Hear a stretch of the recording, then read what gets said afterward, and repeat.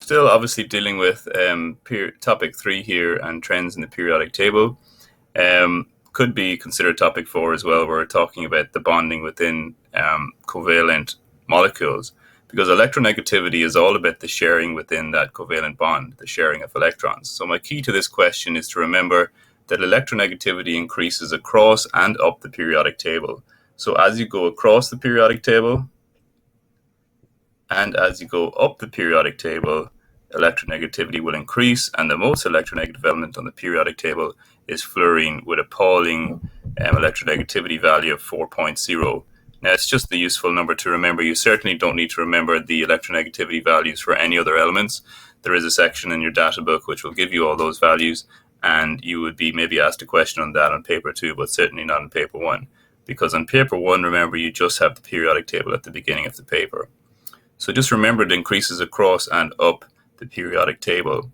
Now, in this question here, we're simply asked to identify which is the most polar bond. I managed to find there's so many pictures and memes with polar bears in them. But the word polar actually means to be polarized, means to have two clear differences in the ends to something. So you have, for example, on planet Earth, you have the geographic north and the geographic south. So two different points to the axis right there. You could also have polarization of opinions. Somebody is very for something, somebody is very against something. So they're opposites. Now, when we talk about polarization of bonds, a classic example we had in the previous question was in hydrochloric acid.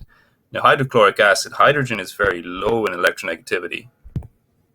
So back to our little hydrochloric acid example. So we drew an electron cloud around this molecule before, and we put this big large bump around the chlorine end because we were trying to show that the electron density from the covalent bond had shifted preferentially towards the chlorine atom because it was more electronegative. So if we want to use this analogy up here, then the electron pair would be represented by our little wolf here, and the chlorine atom, the very electronegative polar aspect of the molecule, would be the polar bear. So remember, it's the electron pair that's being pulled from the bond towards one element in consideration of electronegativity. So we have four combinations of elements here. We have carbon and fluorine, we have carbon and chlorine, we also have silicon and fluorine, and we also have silicon and chlorine. Now, there's no doubt about it, all of these molecules will be polar in nature. If you've anything from group 14 here, so carbon or silicon being combined with anything from group 17, fluorine or chlorine, there's going to be quite a difference in electronegativity, and it will be a polar bond. It's just a case of which one will be the most polar bond. Now, just out of interest, I grabbed a ruler. So I had a ruler right here just on my desk, and I actually measured the distance between each of these elements. And that alone is a good indicator of which ones will have the greatest difference in electronegativity and therefore be the most polar. That's just one way to do it. So what I measured here was I measured the distance between carbon and fluorine. And carbon and fluorine, the distance, and you can do it yourselves, I recommend you do it, was 5 centimeters. So carbon and fluorine had a difference of 5 centimeters. This is just one way to make my point.